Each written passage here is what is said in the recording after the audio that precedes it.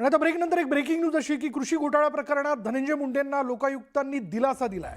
उच्च न्यायालयापाठोपाठ लोकायुक्तांकडूनही मुंडेंना दिलासा देण्यात आलाय। उच्च न्यायालयाच्या निर्णय आपल्यावर बंधनकारक असल्याचं लोकायुक्तांनी म्हटलं, पण त्या विरोधात निर्णय देऊ शकत नाही असं लोकायुक्तांनी स्पष्टीकरण दिलंय। अंजली दमानिया यांनी उच्च न्यायालय लोकायुक्तांकडे याबद्दल तक्रार केलेली होती। लोकायुक्त कार्यालयाने आदेश देत माननीय लोकायुक्त महाराष्ट्र यांनी नुकत्याच दिलेल्या आदेशात पुढील निरीक्षणं नोंदवलेली आहेत। त्यामध्ये जर लक्षात घेतलं तर कृषी खरेदी प्रकरणाबाबत या संदर्भात उच्च न्यायालयाचा आदेश अस्तित्वात असल्यानं आणि संबंधित याचिकाकर्त्यांनी सर्वोच्च न्यायालयात दाद मागितलेली नसल्यानं उच्च न्यायालयाचा आदेश लोकायुक्तांवर बंधनकारक आहे। आणि याबद्दल अधिक माहिती जाणून घेणार आहोत आमच्या प्रतिनिधी प्रणाली कापसे आपल्या बरोबर आहेत। प्रणाली, काय माहिती याबद्दल?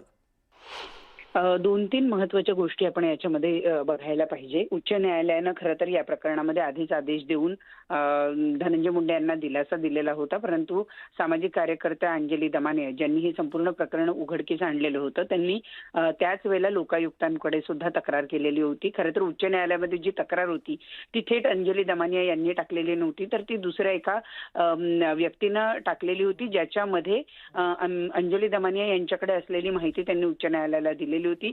परंतु त्या प्रकरणामध्ये काही कारणास्तव तांत्रिक काही बाबी अडचणीच्या ठरल्यामुळे तो निर्णय अंजली दमानिया आणि संबंधित याचिकाकर्ते यांच्या विरोधात लागला आणि धनंजय मुंडे यांना त्यावेळेला दिलासा मिळालेला होता।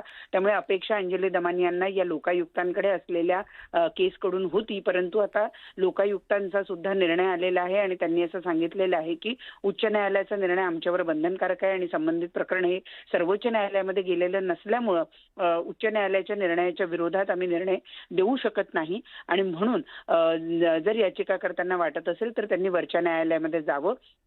हे एक महत्त्वाची गोष्ट जी आहे सांगण्यात आलेली आहे आणि त्यामुळं या प्रकरणामध्ये लोकायुक्तांकडे सुद्धा म्हणजे कृषी घोटाळा प्रकरणामध्ये लोकायुक्तांकडे सुद्धा धनंजय मुंडे यांना दिलासाच मिळालाय असं आपल्याला म्हणता येईल। धन्यवाद प्रणाली या सगळ्या माहितीबद्दल। त्यामुळे लोकायुक्तांनी धनंजय मुंडेंना दिलासा दिलेला आहे। कथित कृषी घोटाळा प्रकरणात धनंजय मुंडेंना हा दिलासा मानला जातोय।